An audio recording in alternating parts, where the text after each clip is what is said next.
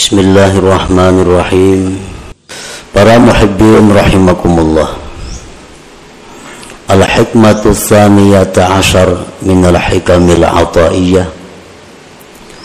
Qala al-imam Ahmad bin Athaillah As-Sakandari rahimahullah wa nafa'ana bi ulumih. Ma nafa'al qalba syai'un mithlu uzlatin yadkhulu biha midana fikrah. Hikmah yang ke-12 daripada Al-Hikamil Ataiyah. Berkata Imam Ahmad bin Athaillah As-Sakandari rahimahullah, tidaklah memberi manfaat akan hati oleh sesuatu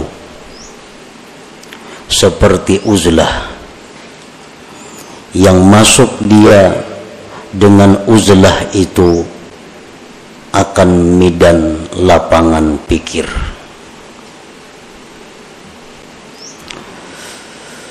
Tidaklah memberi manfaat akan hati oleh sesuatu seumpama uzlah mengasingkan diri daripada manusia, yang mana dia masuk dengan uzlah itu akan midan lapangan fikrah, berpikir. Itulah tarjamah atau makna daripada hikmah yang ke-12 ini. Adapun syarah atau penjelasan daripada hikmah yang ke-12 itu adalah la syai'a anfa'a lil qalbi min uzlatin ay khalwatin mashubatin bitafakkur. Tidak ada sesuatu yang lebih bermanfaat untuk hati daripada uzlah, artinya khalwat, menyendiri, menjauh daripada manusia, yang disertai dengan tafakkur.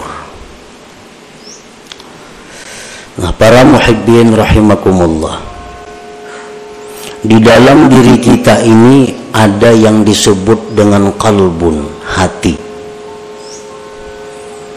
Yang dimaksud dengan hati itu bukan segumpal daging yang ada di dada sebelah kiri kita, tetapi yang dimaksud dengan hati itu adalah sesuatu yang dinisbahkan kepada Allah Subhanahu wa ta'ala, yang berada di dalam diri kita,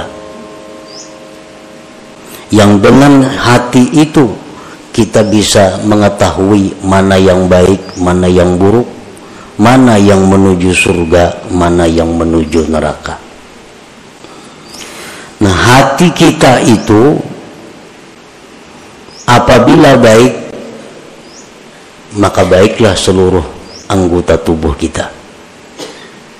Tetapi bila hati kita ini rusak, maka rusaklah seluruh anggota tubuh kita. Imam Ahmad bin Athaillah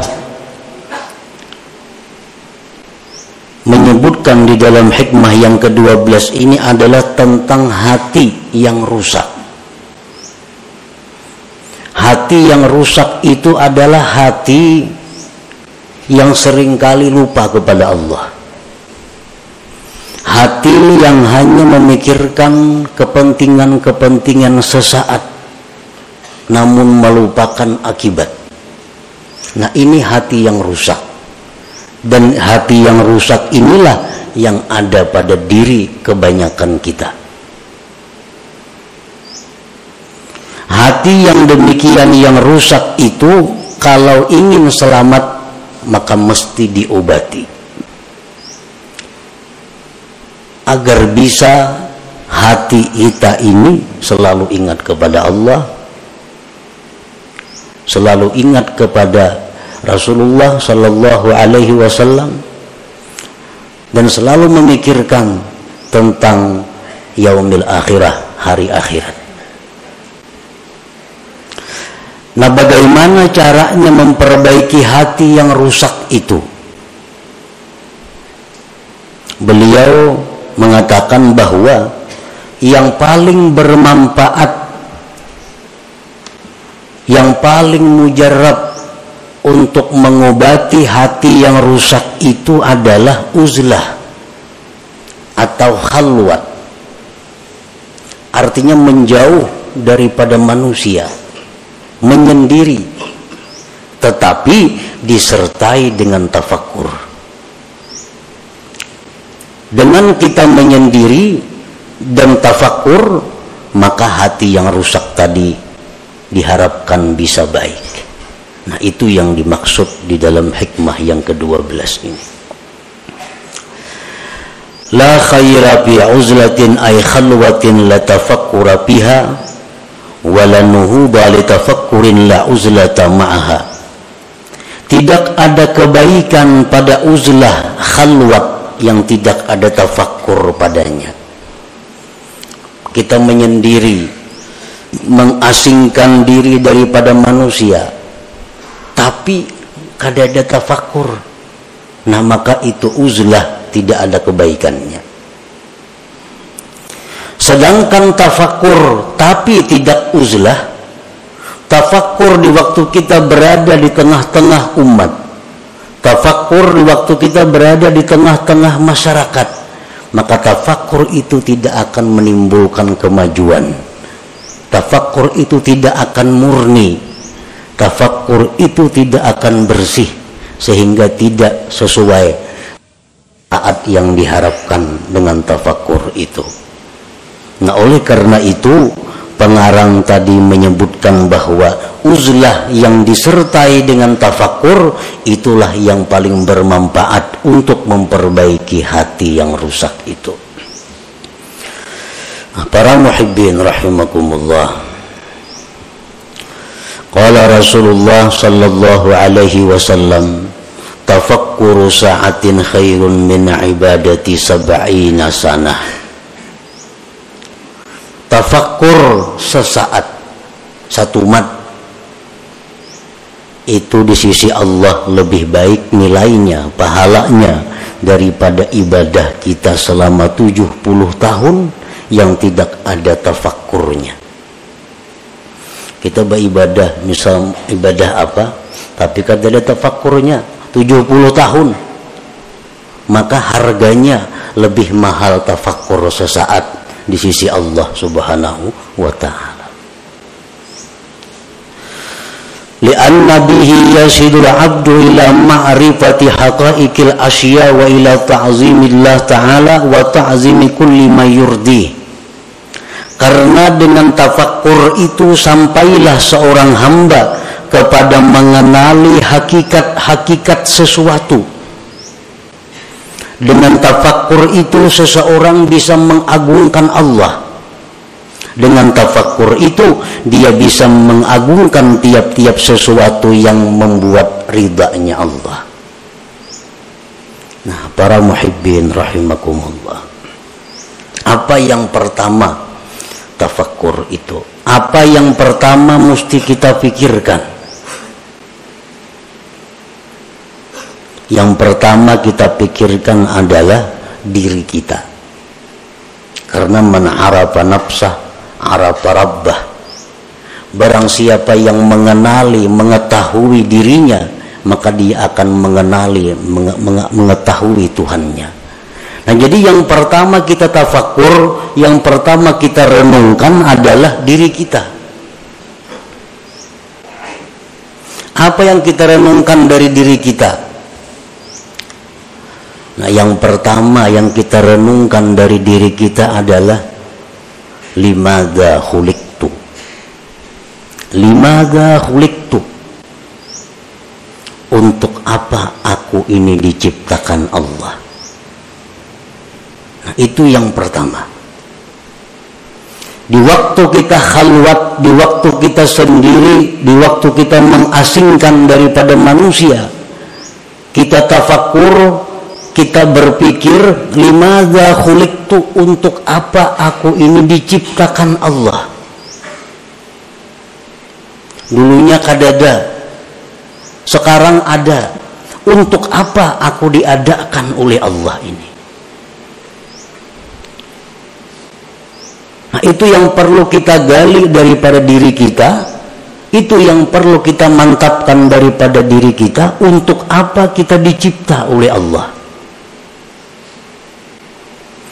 Sebahagian manusia ada yang merasa bahwa dia hidup itu untuk mengumpul harta. Dia beranggapan bahwa dia diciptakan Allah hanya untuk mengumpul harta, sehingga sebagian besar waktunya dihabiskannya untuk mengumpul harta.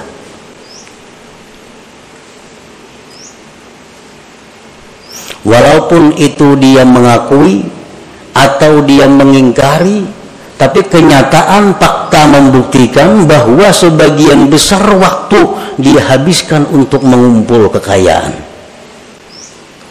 Itu secara kada langsung bahwa dia mengakui bahwa aku dicipta untuk mengumpul harta.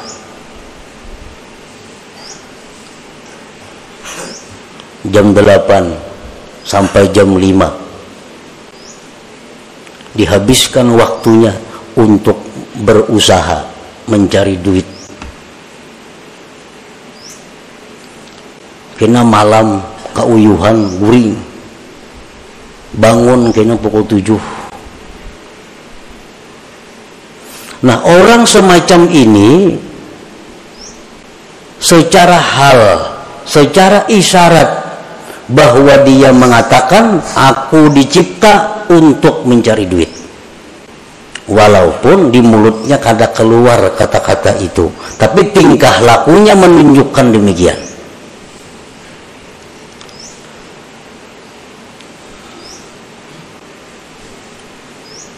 Nah, itu yang kita renungi.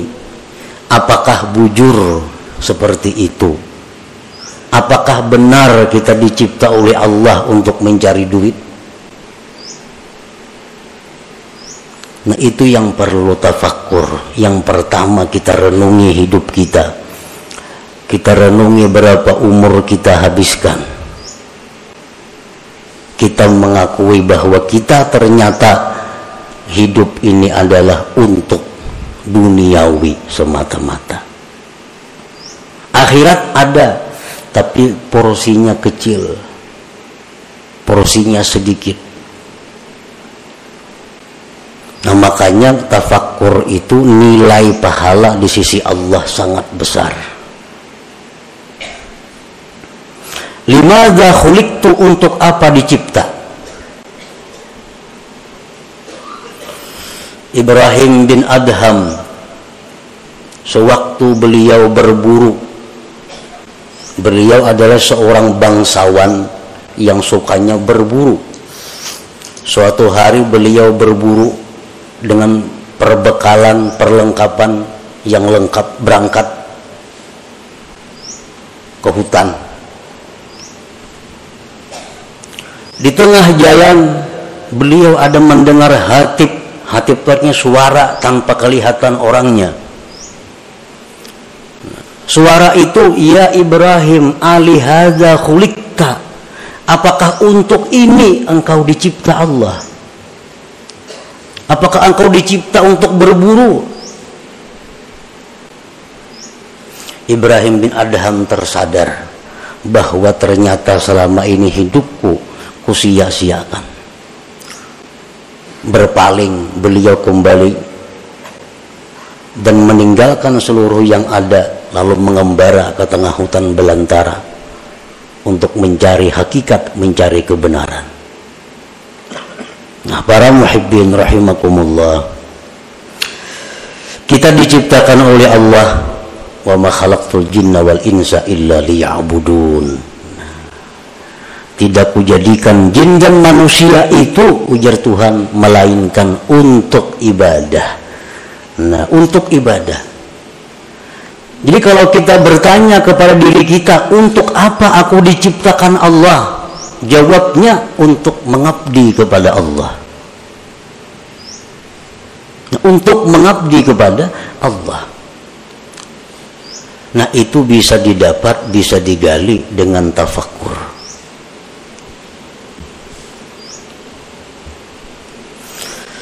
Nah berhubung ibadah ini ada yang memerlukan sarana-sarana, ibadah ini ada memerlukan dana-dana, lalu dicarilah usaha, dicarilah duit, dicarilah makanan, dicarilah pakaian, dicarilah tempat tinggal. Supaya apa semuanya itu? Supaya bisa nyaman dan terus menerus beribadah kepada Allah. Nah jadi orang mencari duit itu sebujurnya adalah untuk supaya beribadah. Jangan dipaling karena mencari duit lupa ibadah. Bila tak paling ya itu.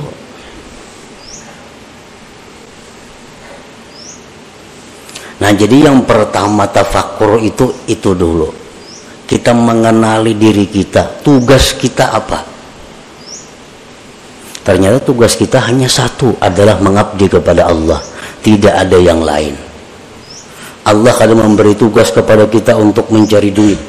Allah kadang memberi tugas kepada kita untuk berusaha itu ini kadang. Tapi yang ditugaskan Allah kepada kita hanya adalah ibadah kepada Allah. Dan Allah menjamin dalam banyak ayat di Al-Quran bahwa Allah akan memberikan rezeki, memberikan kecukupan kepada mereka-mereka yang ingin beribadah kepada Allah.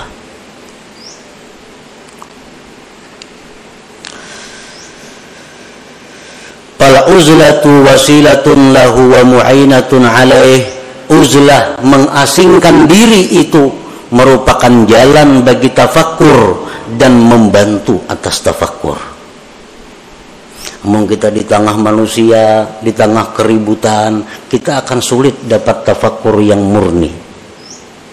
Tapi kalau kita di tempat yang sunyi, di tempat yang sendiri, nah itu diharapkan ada tafakkur yang bersih. Jadi menyendiri itu merupakan wasilah. Mengasingkan diri dari manusia itu merupakan membantu untuk tafakkur. Hadhihi liman laisa lahu syaikhun yurabbi. Ini uzlah bagi orang yang tidak punya guru yang membimbing dia. Nah, wa illa jikalau dia punya guru, fa mukhalatatus syekh wa mukhalatatul ikhwanil ladzina yu'inuna anfa'u wa aslahulah. Jika dia ada punya guru, nah maka bergaul dengan guru, bergaul dengan kawan-kawannya, maka itu lebih bermanfaat dan lebih baik baginya daripada uzlah. Jadi uzlah supaya bisa tafakkur ini untuk orang-orang yang menuju jalan Allah, tidak di bawah bimbingan guru yang tertentu. Kalau orang itu ada punya guru tertentu, maka semajlis dengan guru itu lebih baik baginya. Bergaul dengan guru itu lebih baik baginya, lebih bermanfaat baginya. Nah, para muhibbin rahimakumullah.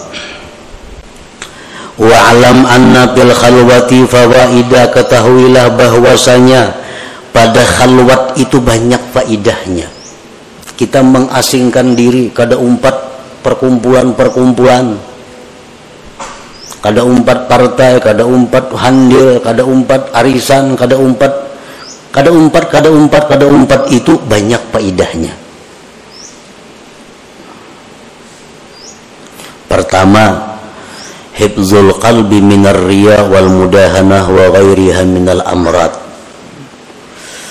Pertama, faidahnya kita mengasingkan diri itu terpelihara hati daripada riya.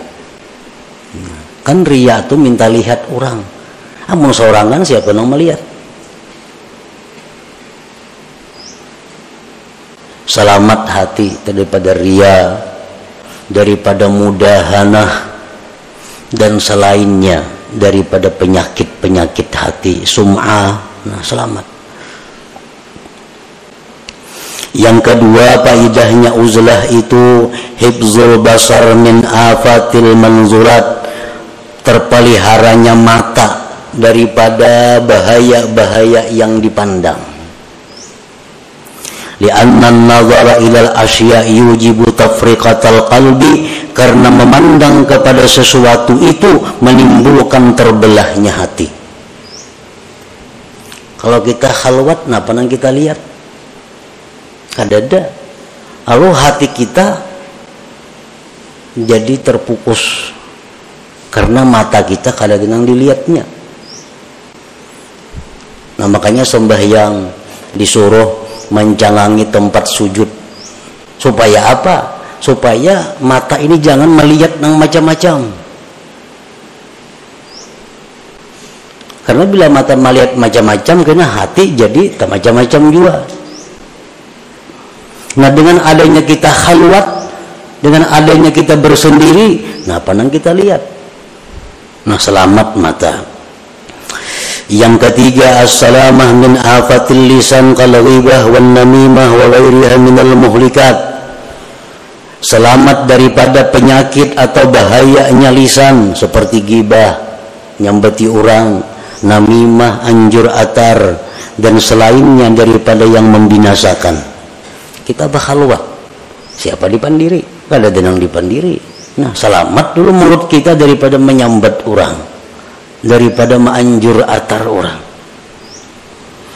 Qala Nabi sallallahu alaihi wasallam, aktsaru khataya ibni Adam bilisanih, kebanyakan dosa manusia itu di lisannya. Dengan uzlah atau khalwat, lisan kita selamat. Yang keempat, keuntungannya kita menyendiri, as-salamatu min suhbatil asrar, kita selamat daripada bersahabat dengan orang-orang jahat. Orang-orang jahat ini contohnya orang-orang yang ahli riba, itu orang-orang jahat. Orang-orang peminum, orang-orang jahat. Orang-orang rentenir, orang-orang jahat. Orang-orang zalim, orang-orang jahat. Ahli zina itu orang-orang jahat. Nah, bila kita menyendiri, kita kada tagaul lawan itu. Tapi amun kita bagaul, nah bisa kemungkinan kita bersahabat dengan mereka itu. Li'anna sohbatahum fasadun azim bidinih, karena bersahabat dengan orang-orang yang jahat itu kerusakan yang besar pada agama kita. Kalau kita nih akrab lawan orang penzina, itu agama kita rusak. Akrab dengan orang yang katuju riba, agama kita rusak. Akrab dengan orang zalim, agama kita rusak. Akrab dengan pejabat yang korupsi, agama kita rusak. Tanpa kita sadari. Qala ba'duhum ma fasada man fasad illa bi suhbati man fasad, tidaklah rusak orang yang rusak itu melainkan sebab bakawan lawan yang rusak. Umumnya orang itu rusak karena bakawan yang rusak. Nah, kalau kita bauzlah, kita khalwat, kada bergabung dengan manusia, kita selamat.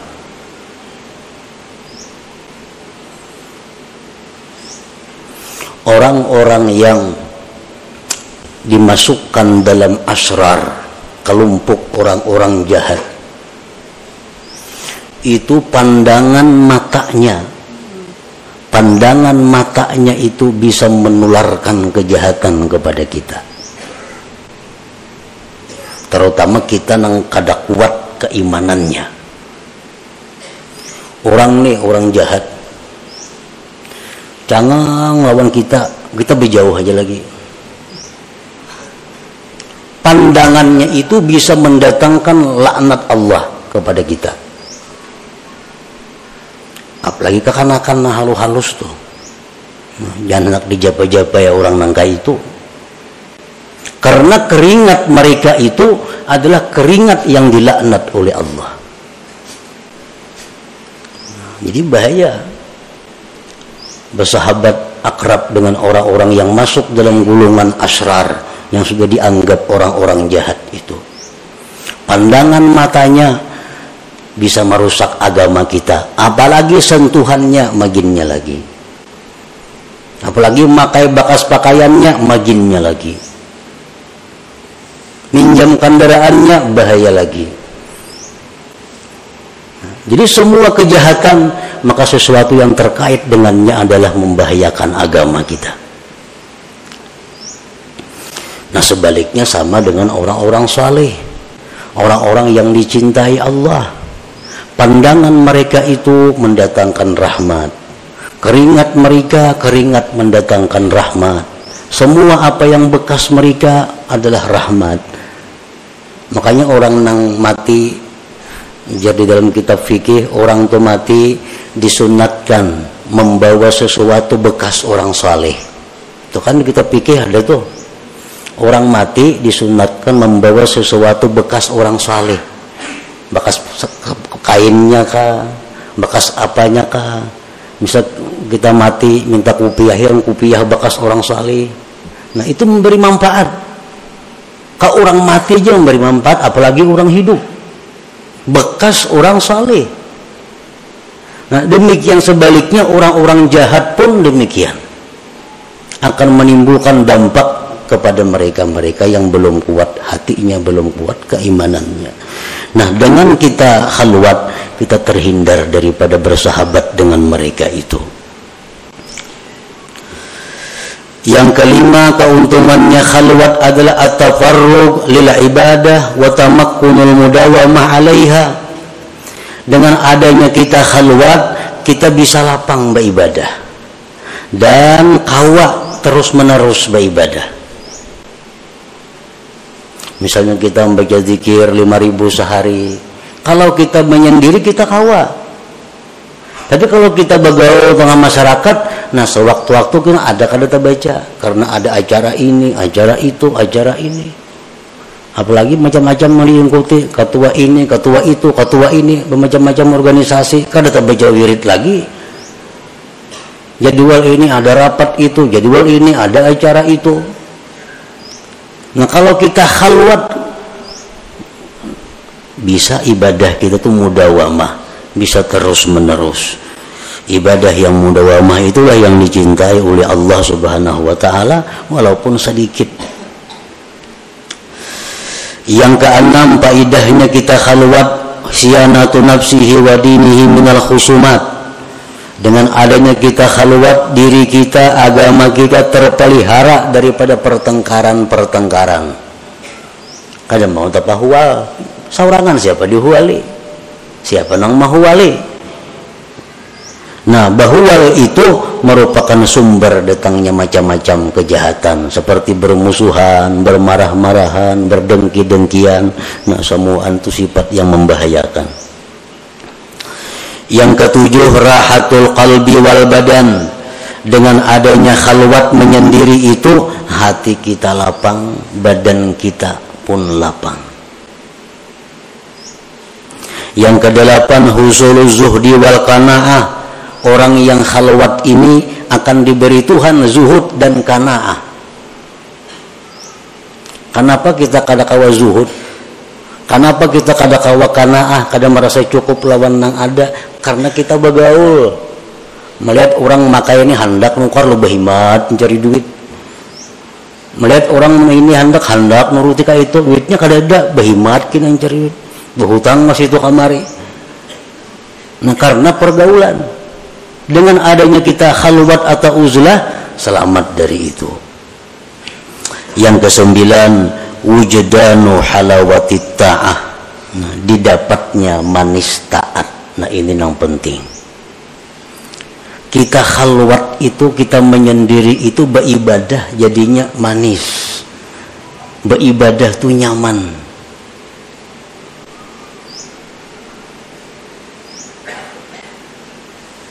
Qala Abu Talib al-Makki rahimahullah, la yakunul murid shadikan hatta yajida bil khalwah minal halawah wan nasyat wal quwwah ma la yajidu bil alaniyah. Tidaklah seseorang murid itu benar sehingga dia mendapati di dalam khalwat itu manis dan rajin kuat ibadah, sesuatu yang tidak ia temukan di tengah orang banyak. Ini menandakan kita nih bujur.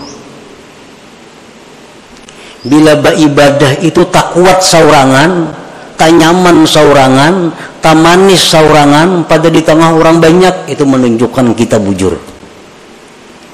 Tetapi bila mana kita saurangan menguliat, kulir, di tengah orang banyak rajin, menunjukkan kita munafik ngarannya.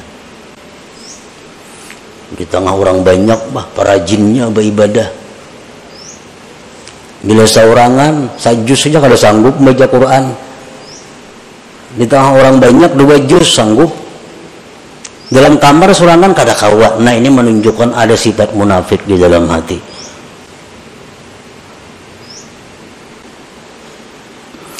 Yang ke-10, faidahnya uzlah at-tamakkun minat tafakkuril khalis ad-daim wa huwal maqsudul a'zam bil khalwah.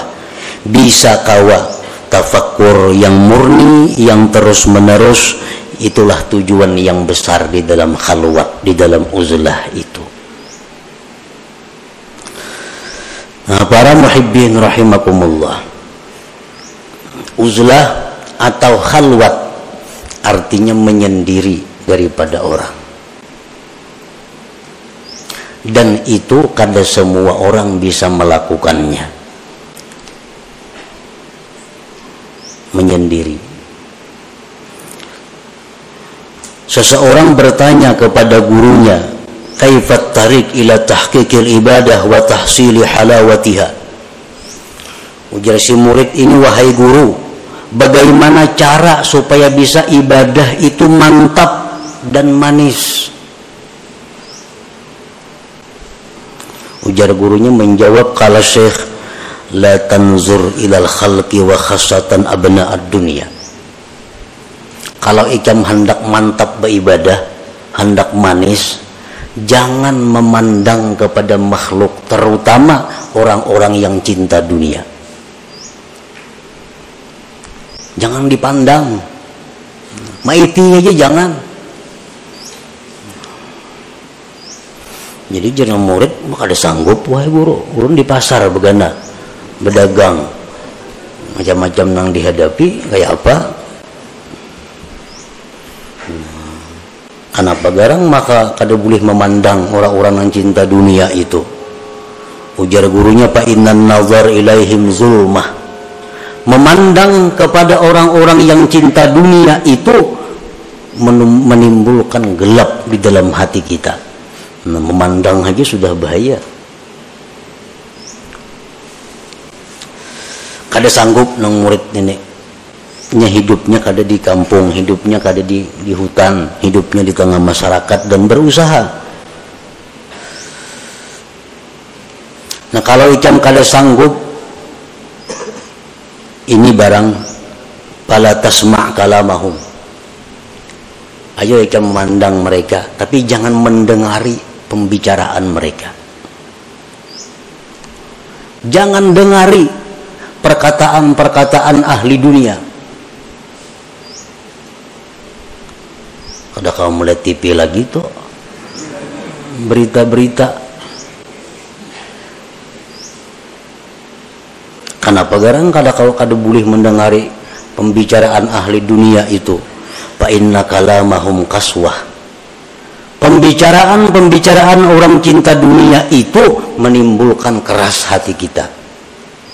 Kita ini menalinga orang berpandir dolar, pandir emas. Orang bisa emas kada, dolar kada. Ini menalinga mana? Itu membuat hati kita keras.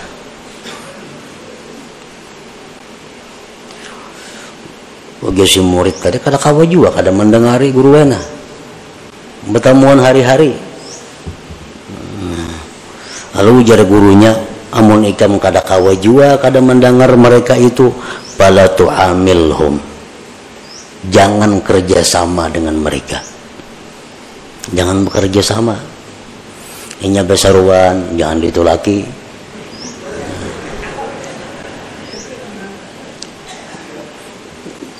Orang-orang bakhil itu, orang-orang bakhil besaruan, jangan ditulaki. Kenapa? Makanannya itu daun penyakit. Itu ujar Nabi medahkan. Orang bakhil itu makanannya itu penyakit. Kayak mengetahui orang tuh bakhil kadanya, tahu ini di kampung tuh kadang alih kada. Bila kada terdengar menyumbang, kada terdengar baruhan, bakhil ngarannya. Orang ada itu laki, orang udah bisa baruhan tuh bakhil ngarannya. Nah, inya baruhan jangan tulak penyakit. Itu jar Nabi kita medahkan itu. Makanan yang dihidangkan dari orang bakhil itu daun penyakit. Namun ikam kada-kawa kada memandang mereka, kada-kawa kada berbandir lawan mereka, jangan kerjasama. Jangan hendak berjual tukar lawan inya, jangan hendak mendatangi inya, jangan hakun didatangi inya. Maka kada-kawa juga guru kayak itu, kada sanggup juga. Nah, jaguru yang terakhir, munikam kada sanggup juga itu, fala taskun ilaihim, jangan ikam tentram kepada mereka. Ini yang terakhir, jangan tentram. Kadang-kadang hati kita nih, bila parak orang sugih asa nyaman, nah itu iya ngaran tentram melawan mereka. Bila parak orang miskin bepaluhan sakada nyaman. Nah, la taskun ilaihim, jangan tentram kepada mereka. Janganlah dijadikan orang-orang cinta dunia itu penentram hati kita, jangan. Fa inna sukun ilaihim halakah, karena mencari tentram kepada mereka itu kebinasaan kita. Nah, ini terakhir. Jadi ayuha hendak memandang mereka, hendak mendengari perkataan mereka, hendak bekerja sama lawan mereka, tapi sebuting. Jangan hendak tentram, jangan hendak merasa tenang dengan mereka itu. La yajidu halawatal ibadah man kana qalbuhu sakana ila ghairillah, tidaklah bisa mendapatkan manisnya ibadah orang nang hatinya itu tentramnya kepada selain Allah. Orang tuh hatinya tentramnya bukan lawan Allah. Nah, orang ini ibadahnya kada mau manis. Tapi bila orang ini menyebut Allah tentram hatinya, menyebut Allah senang hatinya, nah orang seperti ini yang bisa dapat manisnya ibadah itu. Nah, jadi amun kada kawa bakhalwat, ini yang kita pakai. Jangan hendak mencari ketentraman, ketenangan kepada makhluk Allah, terutama abnaud dunia, orang-orang yang cinta kepada dunia itu. Nah, itulah sebagian yang dimaksud daripada hikmah yang ke-12 daripada Al-Hikamul Athaiyah.